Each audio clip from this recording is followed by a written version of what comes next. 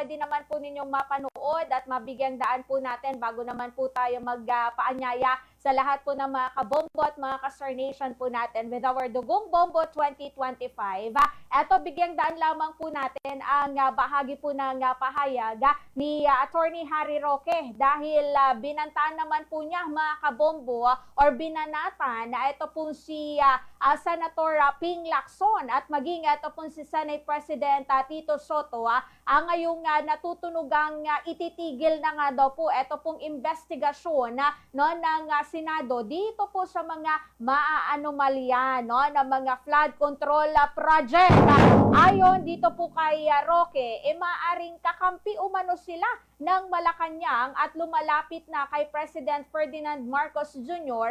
Ito pong sisi sa pagkakaroon po ng mga ghost projects dito po sa atin pong bansa at giit pa po na ito po si Attorney Roque na pa-hero effect pa ito po si Marcos noong umpisa subalit nang madawit ang agwado bilang daanan na ito pong mga unaccounted fund abay lumalabas na dawit na din daw po ang atin pong presidente at ayon pa po kay Roque meron umanong underground na daan sa Malacanang patungong agwado at maaring ito po yung nagiging daanan na mga kabombo para maipasok ito po mga transaksyon, especially ito po mga pera.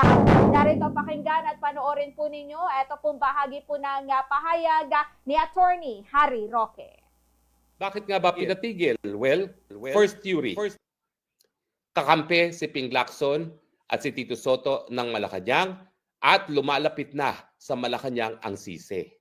Nung una kasi, abay, pa-hero effect pa si Marcos Jr. Ako ang nasa likod nitong kampanya laban sa korupsyon.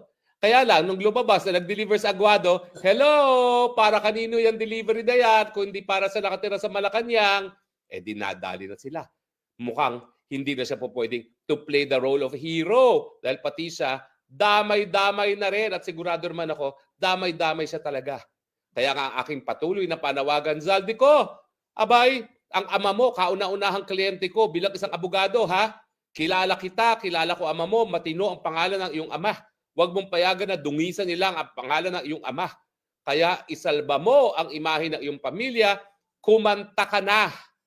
Ipagtapat mo na kung sino pinakamalaking kumita dito sa flood scam na ito. Alam ko hindi ikaw, messenger ka lang. Alam ko marami kang kinita, walang kaduda-duda.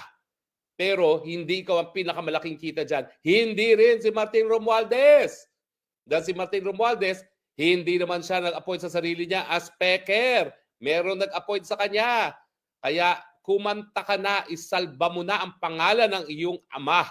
Sos Mariosep naman. Pareho natin kilala ama mo, no? Napakabait, napakasimple.